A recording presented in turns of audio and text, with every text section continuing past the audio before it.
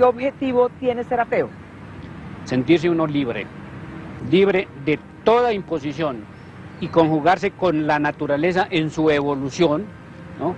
Que hace que en el planeta Tierra, en su propia evolución, hubiese llegado la evolución de la materia al ser vivo y a su forma más elevada, que es la conciencia.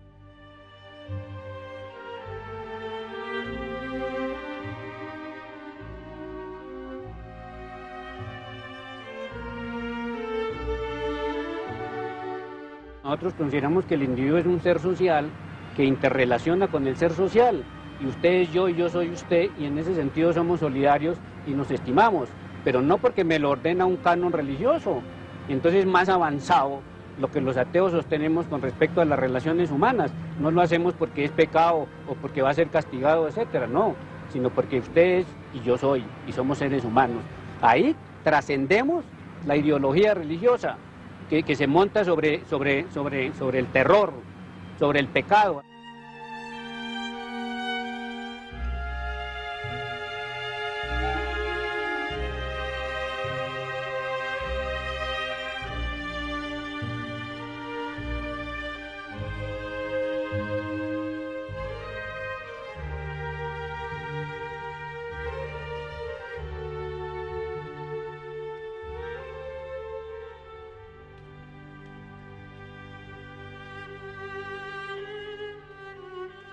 Yo nací en la población de Samacá, el 12 de enero de 1938. Yo soy el número uno de uno, hijo único. Para hacer un resumen, un breve resumen de su infancia, ¿qué podría usted decirnos? Pues que fue muy agradable porque se desarrolló en un ambiente muy natural, en un hogar de mucha armonía, de condiciones económicas pues favorables, porque era un campesino medio, que tenía pues un terreno pequeño, pero siendo 3 en la familia, pues la subsistencia era pues muy agradable, ¿no? Y muy digna en el sentido, ¿no? Comida, vivienda y el quehacer, y la escuela pública. Mi papá era un campesino, un campesino medio, donde había 4 hermanos, 2 hombres, 2 mujeres, en una vereda. Y mi mamá era una señora de Samacá, la señora Concepción Jerez. Allá sí eran 5 hermanas. Una vez casados ellos, el hombre se enfermó, pero se enfermó grave. Entonces esa mujer, imagínense, al lidiar con ese hombre enfermo, se convirtió en una enfermera. Y para un médico, para el otro médico, bueno, todas esas cosas. 10 años. Ellos se casaron en 1928 y yo nací en 1938, es decir, que duraron prácticamente, sin la cuestión reproductiva, 10 años o 9 años. Y la relación de ellos sí era muy extraordinaria, de mucha armonía. Yo nunca les escuché discusiones de nada, ¿no? En la casa, la activa era ella. Y mi papá era el que pensaba, y las noticias, escuchar y todas esas cosas, ¿no? Es como en la cosa política. Pero ella era la organizadora de la economía. Ella sí era muy práctica y solucionaba cualquier problema. Diríamos que mi papá era el teórico y mi mamá era la práctica. Él era liberal. Entonces los liberales en esa época eran señalados de comunistas, de masones, de ateos. Entonces, en el campo ellos no iban a misa. Cuando ya nos acercamos al pueblo, sí iban los domingos, como iba todo el mundo, ¿no? Y ella era también de familia liberal, el papá era liberal. Entonces, y además estábamos en un sitio que era liberal.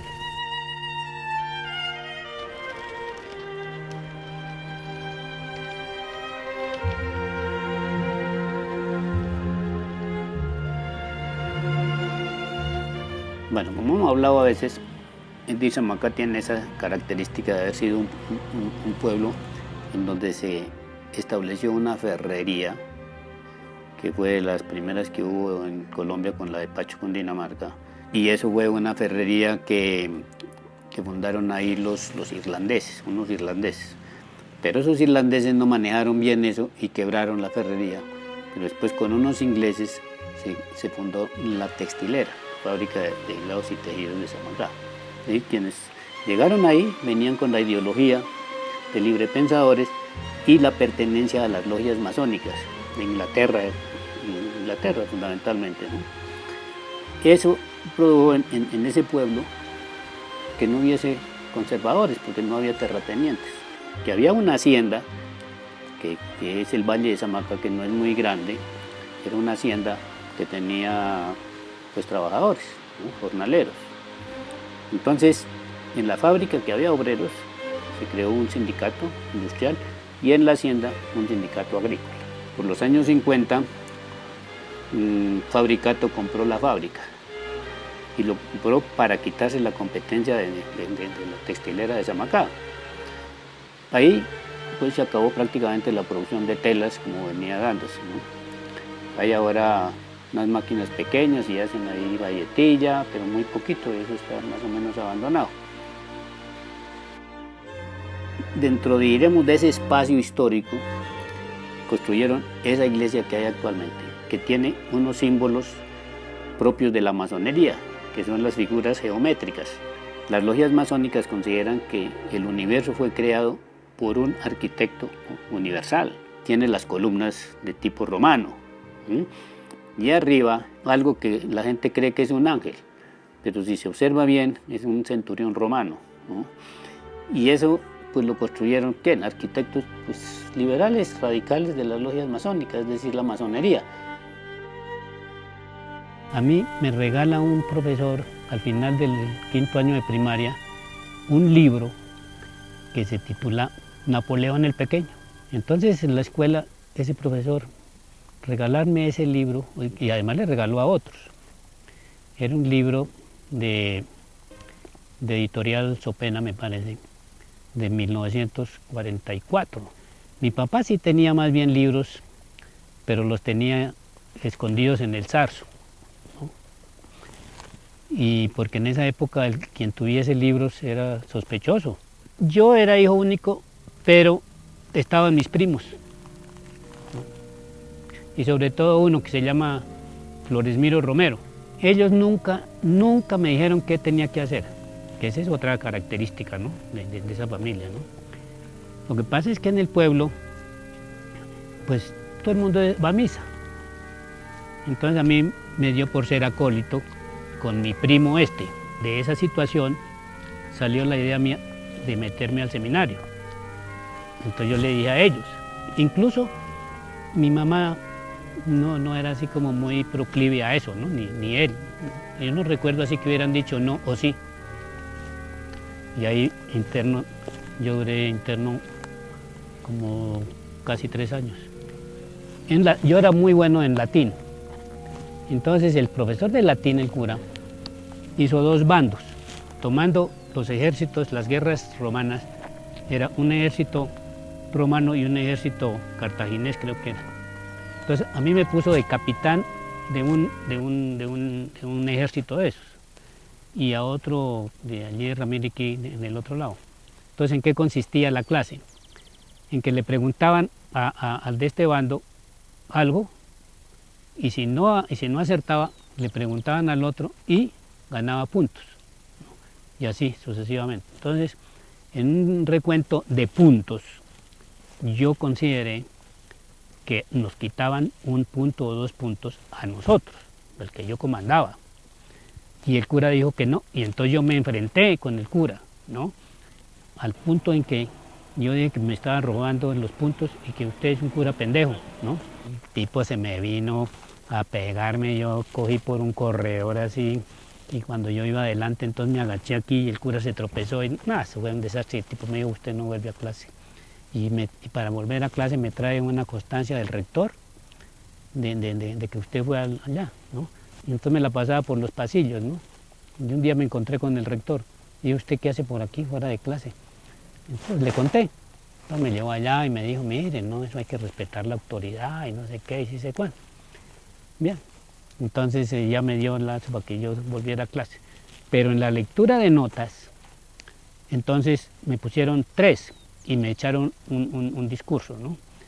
Y me dijeron que yo era un rebelde y que recordara que por rebeldía fue que Dios lanzó a Luzbel, que se creía el ángel más bello, al infierno y lo convirtió en Satanás. Entonces yo volví a mirar a todos y me reí y dice, y no se ría, ¿oyó? Y entonces al tercer año ya cambiaron de curas y hubo una serie de problemas alimenticios. Y yo dije, no, eso yo me voy del seminario. Entonces llamaron a mi papá llegó y me echó un canónigo que era amigo de él, conocido, para que me dijera que me quedara, ¿no? Y no, yo le dije que no. Entonces salió y le dijo, no, ese muchacho no quiere eso, llévelo. Entonces ahí mi papá ya había adquirido como una conciencia de tener un hijo cura y lloró cuando salimos del seminario. Yo lo vi a mi papá llorar 2 veces. Esa vez y una vez que nos llevaron presos a Bucaramanga por colaborarle allá a Lenin y unas jugadas y todas cosas.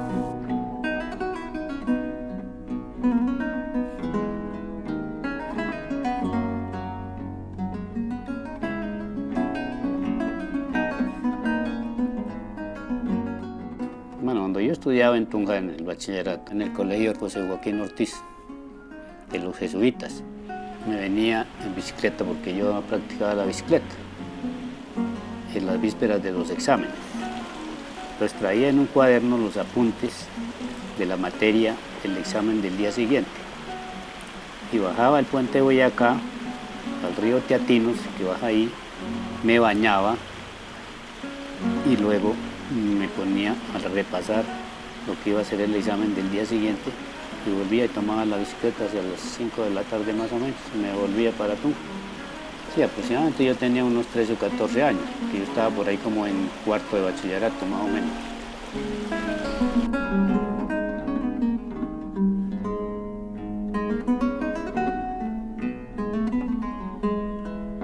Como yo ya había terminado el bachillerato, entonces yo definí estudiar Derecho.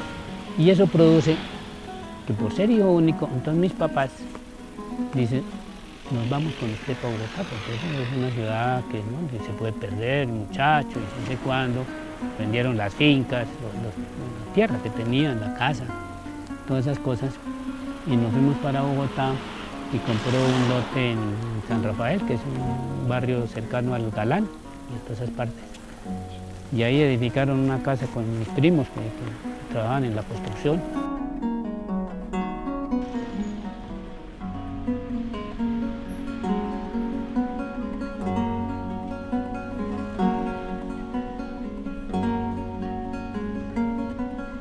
Entonces, en la libre, el horario era de 7 a 8 de la mañana una clase, luego de 12 a 1 otra clase, y luego otras clases de 6 a 8 de la noche.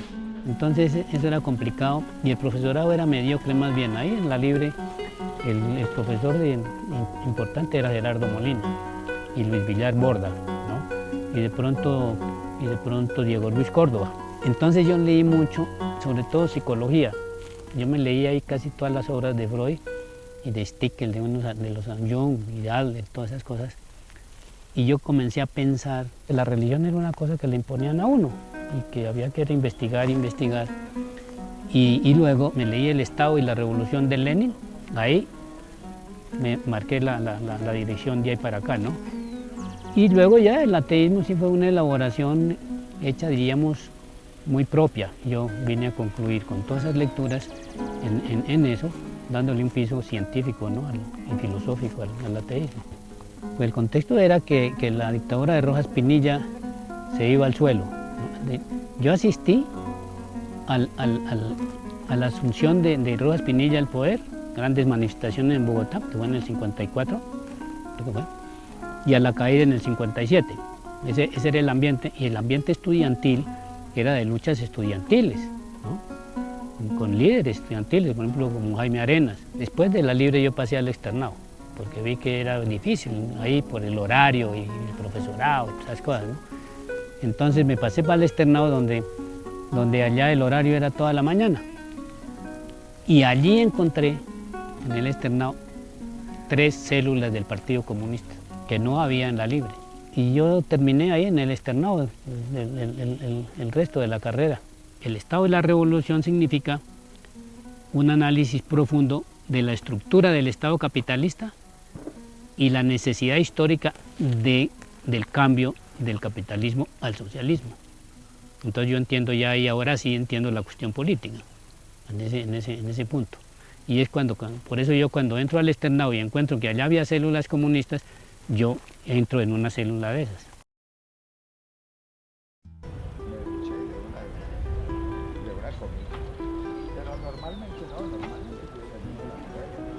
Yo al mismo tiempo que estudiaba en el externado, como allá el horario era de por la mañana, en los 2 últimos años ingresé a la Universidad Nacional a hacerme una especialización de Derecho Penal.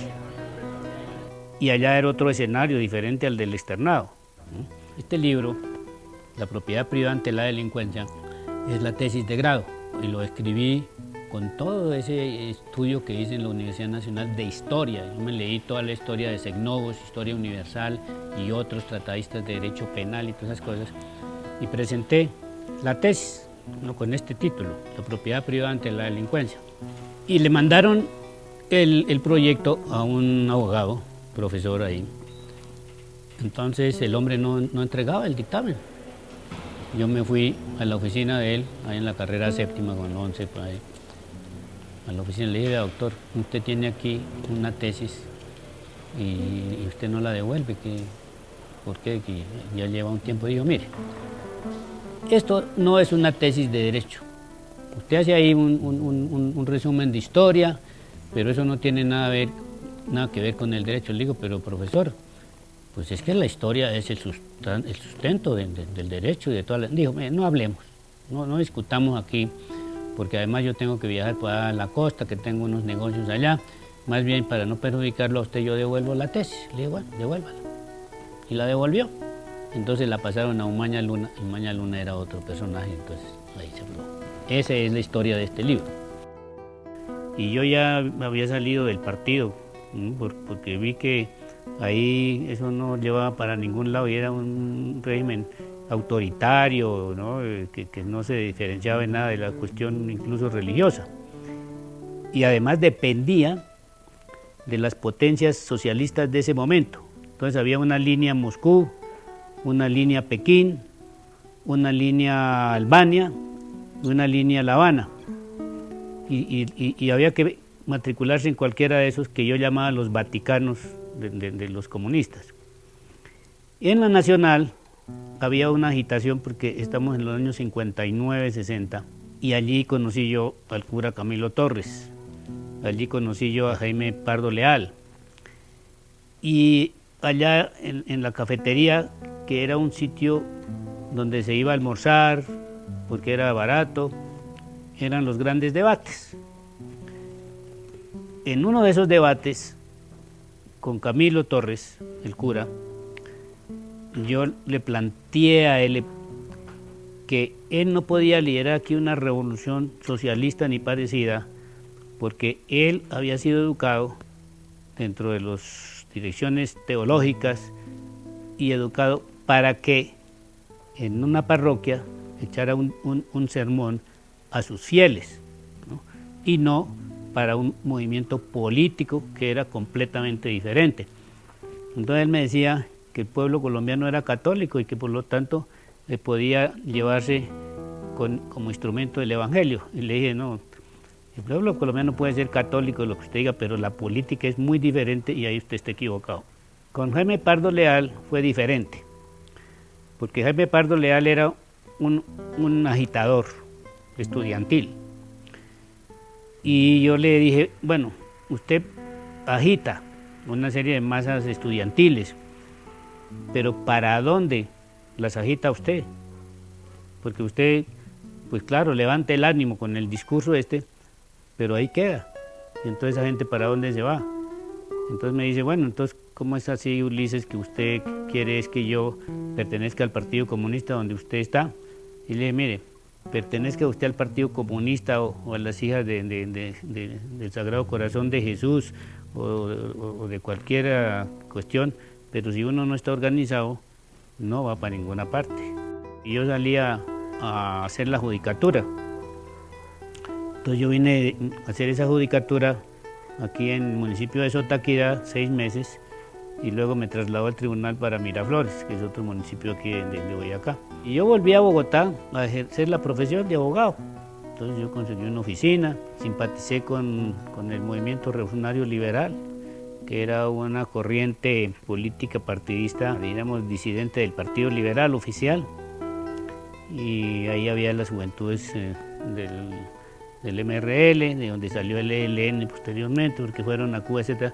Pero yo hacía ahí, en ese momento era como un apoyo, como una conversación con ellos, y no había ya militancia propiamente partidista, ¿no? Puse una oficina de abogado en La Mesa, y allá fui elegido para el Consejo Municipal, en el año 64 creo que fue eso. Había triunfado la Revolución Cubana y entonces eso había ilusionado a las juventudes de todo el mundo, ¿no? Que era un enfrentamiento, digamos, de un nacionalismo antiimperialista. Entonces estamos en el año 61 y demás, y Fidel ingresa al campo socialista, al campo comunista. Entonces, sí, esa ilusión estaba ahí, pero yo no milité en ninguna fracción de esas, que ya había salido del partido. Yo, o varios, les colaboramos a esos grupos armados.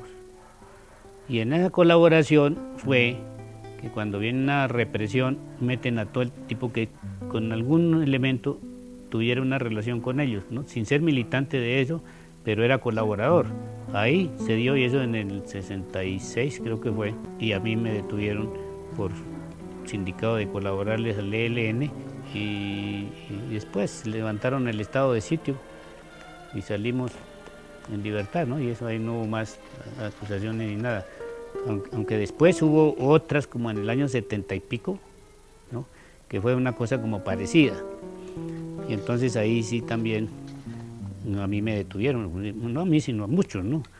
Yo siempre me consideré como un pensador.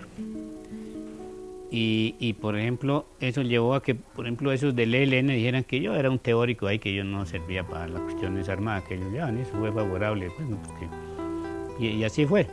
Yo siempre he estado, pues, expresando ciertas opiniones, ciertas posiciones ideológicas, filosóficas, ideológicas, políticas y sociales, ¿no? Ahí, nunca me ha interesado ser dirigente de nada. Yo estaba inmerso en todo el acontecer histórico, es decir, leyendo, informándome, es decir, esa era mi vida. Yo creo que el desarrollo de la estructura económica, ¿no? Genera unas manifestaciones sociales, políticas, culturales, filosóficas en ese desarrollo, ¿no? Entonces la Revolución de Octubre yo la considero no una revolución obrera, porque en Rusia no había clase obrera propiamente dicha, las empresas y todo el desarrollo era de empresas alemanas, inglesas. Entonces allá fue, diríamos, como una oportunidad que la fracción de un partido, los bolcheviques, aprovecharon para asaltar el poder dada la debilidad del régimen de Kerensky, ¿no? Que no podía sostener y no había burguesía como sucedía en otros países. Entonces ese fenómeno pues respondía a una situación determinada y ganan los bolcheviques. Y luego en la Segunda Guerra Mundial, ya enfrentada Rusia a Alemania, pero Rusia con los aliados, ¿no? Estados Unidos, Francia, etc., conforman una alianza y se derrota el nazismo.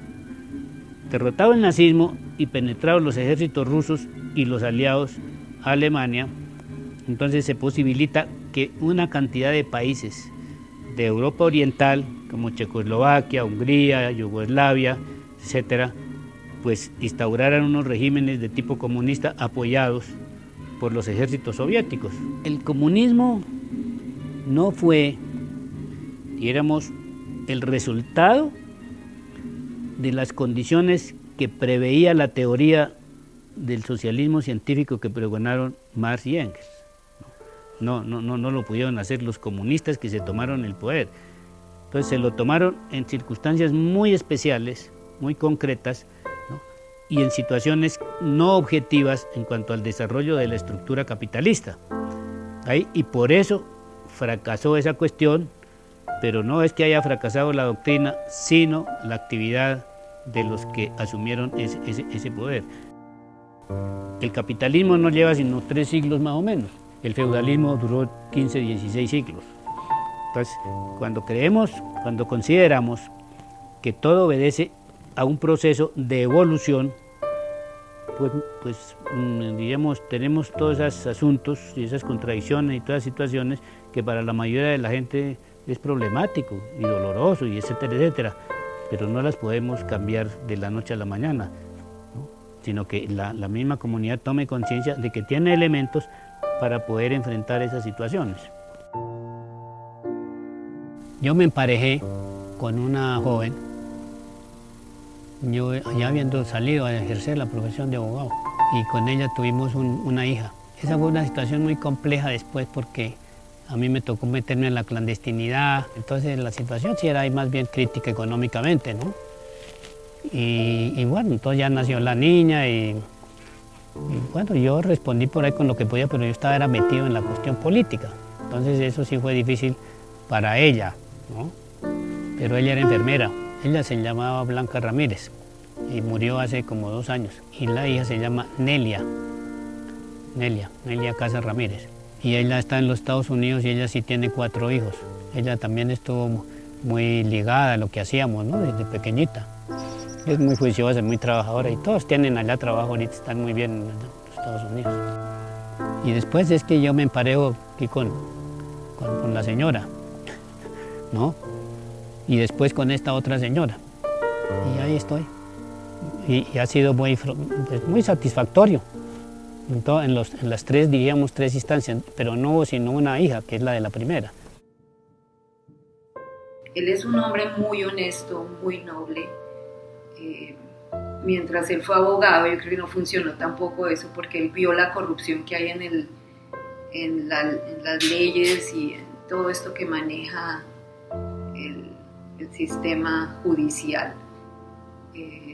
Por ejemplo, sus clientes, le preguntaban que cuánto cobraba y él les decía que no sabía, porque es que en realidad él no sabía qué cobrar. Entonces la gente le traía el bulto de papa o le traía los muebles, entonces le pagaban con muebles o con el bulto de papa. Yo le agradezco muchísimo todo lo que hizo y habernos dedicado tantos años a haberse convertido como un padre para nosotros en un tiempo en que pues nuestros padres no podían hacerlo, haber tomado esa responsabilidad. Y me gusta que cada idea que él tiene y cada cosa que él sigue es porque él tiene sus razones para hacerlo. Él siempre va a dar una explicación del por qué él cree en lo que cree y por qué lucha por lo que lucha. Mi abuelito siempre quiso hacer una diferencia, siempre cada acto, cada movimiento, cada decisión, cada persona con el que él habla, cada contacto, cada libro que él escribe, cada libro que él lee, todo tiene un destino. Entonces él siempre quiso hacer un cambio grande en la sociedad para hacerla mejor.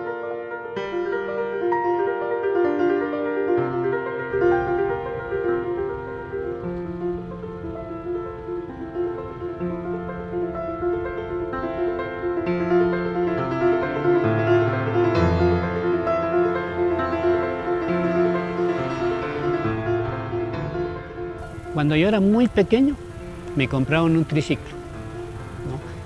Y un triciclo se lo compraron a una familia rica, que ya el chino ya lo había dejado, ¿no? Entonces eso era como un acontecimiento en el pueblo, que nosotros sin ser ricos, entonces yo disfrutara de un triciclo. Eso era una cosa como de distinción, ¿no?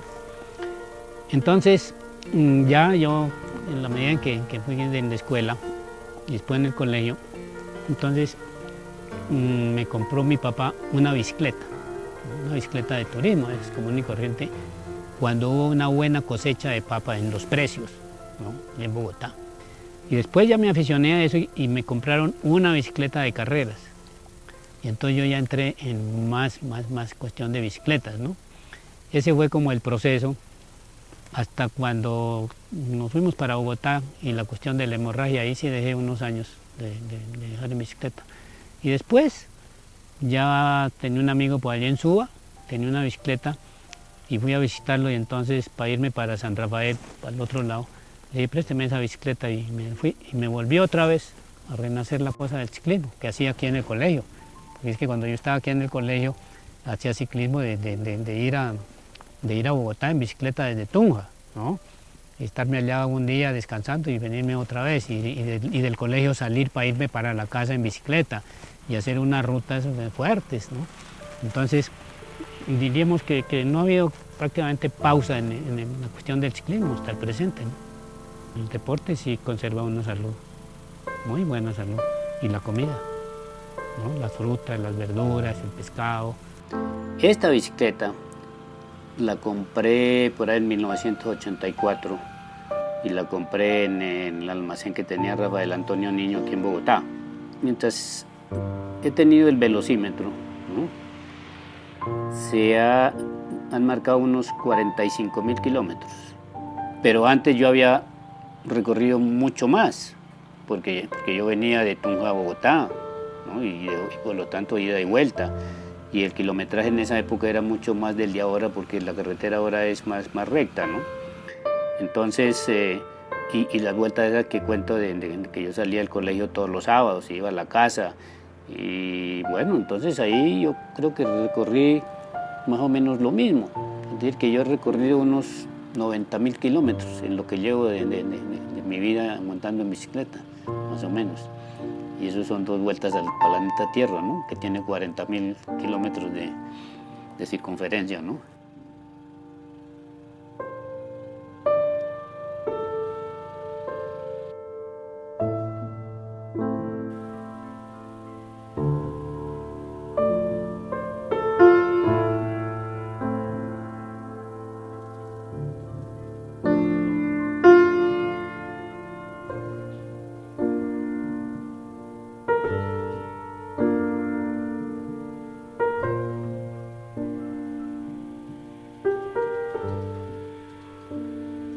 Al yo escribir la tesis en libro, como está ahí, pues le entra a uno, diríamos, como un impulso a escribir, ¿no? Y como yo leo mucho, y cuando uno lee, va, diríamos, como sintetizando aspectos o elementos de esas lecturas, ¿no? Y al estar permanentemente informado de todo lo que está sucediendo en el mundo, tanto en lo político, como lo económico, como lo científico, etc.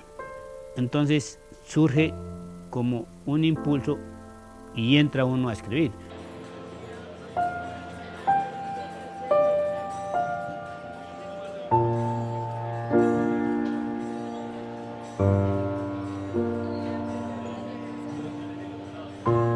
Cuando yo estaba interno en Tunja, entonces yo también leía. Entonces como tocaba, apagaban la luz a las 8 de la noche en el dormitorio, ¿no? Donde estábamos todos los seminaristas. Yo tenía una linterna y me metía por debajo de las cobijas con la linterna a leer, y leía las novelas de Emilio Salgari, y yo con una linterna, y eso me daban por la madrugada, eso yo sudaba porque pues debajo de la cobija y no podía quitármela porque entonces me veían. Bueno, ahí yo leí mucho. Yo llevé allá al seminario el libro que me había regalado el profesor allá en la escuela de Napoleón el Pequeño. Entonces un cura un día me dice, ¿usted qué está leyendo? No, este libro, dijo. No, ese está prohibido por la iglesia, préstelo. Y me lo quitó. Entonces yo ahí leía ya, ¿no? Mucho. Y cuando yo llego a la Libre, yo leí de psiquiatría, de psicología, casuística, mucho. Entonces uno va acumulando lecturas y lecturas y lecturas. Entonces yo leía toda la mañana y después por la tarde leía o me iba a ver cine del oeste, ¿no? Kirk Douglas, Burt Lancaster y todo eso de las pistolerías y todas esas cosas, ¿no? Me encantaba ella. Todavía tengo aquí en la cabeza una película que se llamaba Duelo de Gigantes.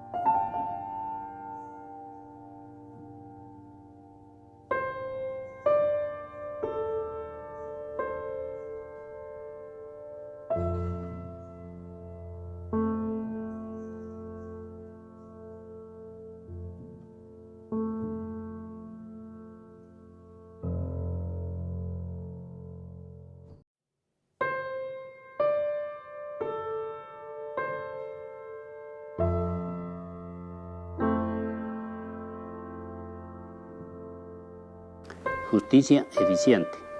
El juez, un prominente jurista, pensaba y pensaba qué hacer para la calificación del tipo de delito para el joven que se había suicidado con una pistola calibre 45 de uso exclusivo de las Fuerzas Armadas.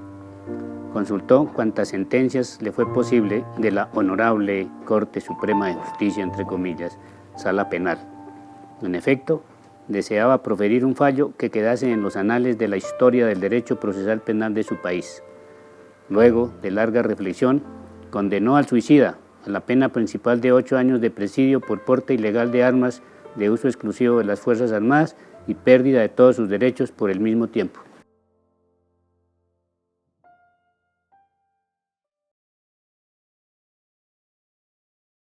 Esto en el día de hoy, como es un momento especial para nosotros y el desarrollo mismo, va a ser la reunión de la constitución de la Fundación para la Libertad y la Felicidad del Ser Humano, que vamos a llamar FULFESH.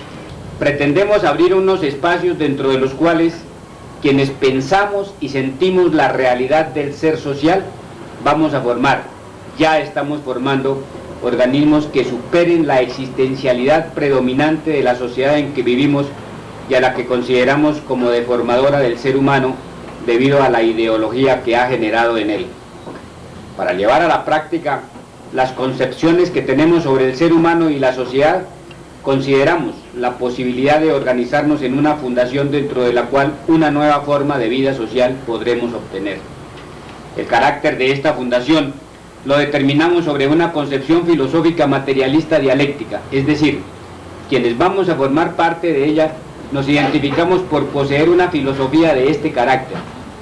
Llevaremos a la práctica una convivencia dentro de unos parámetros que generen en nosotros una armonía vivencial de elevado nivel que no se puede conseguir dentro de los espacios dominantes de la sociedad en que vivimos. Al mismo tiempo, nos constituimos en ejemplo de lo que puede lograr el ser humano que se desprende de las concepciones dominantes de esta sociedad y de lo que va a ser la sociedad del futuro. Un elemento disociador del ser humano es la alienación que el modo de producción capitalista genera en la mujer y el hombre de esa sociedad. Nosotros hemos superado y liquidado ese elemento en nuestras vidas. Consideramos que es la propiedad y el concepto que de ella se tiene en la actual sociedad lo que impide que el ser humano sea libre. La fundación que vamos a organizar desplaza de su espacio el concepto de propiedad privada. En consecuencia, quienes la vamos a formar hacemos de lo que tenemos y poseemos una unidad social. La fundación en su materialidad estará conformada por los bienes que poseemos cada uno de los que ingresamos o la fundamos. Con este primer paso eliminamos en la práctica real el derecho de herencia propio de las sociedades que nos han antecedido a partir de la comunidad primitiva. Pero los bienes que aportamos a la fundación no son necesariamente de carácter material.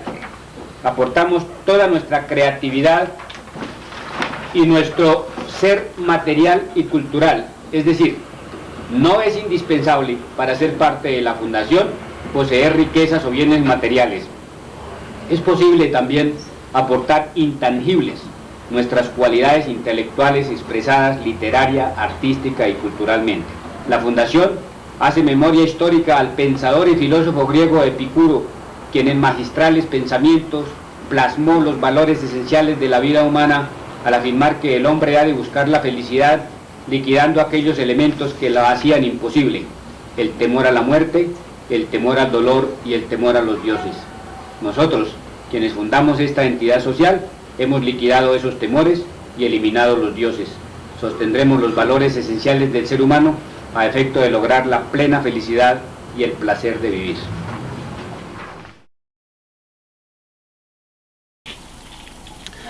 A unos, ¿qué será? Unos 6-7 kilómetros de Paipa, ¿no es cierto?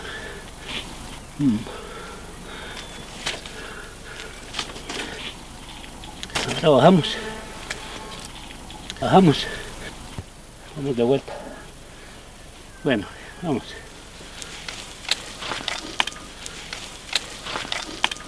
Bueno, colectivismo económico es una tesis, ¿no?